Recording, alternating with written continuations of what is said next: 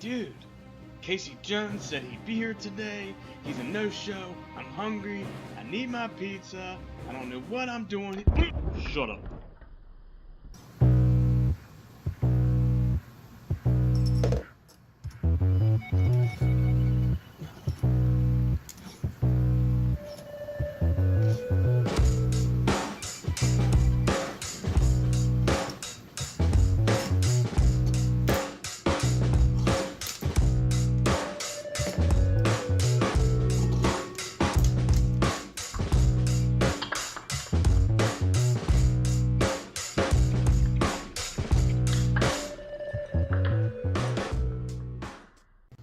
Mikey, where'd you go?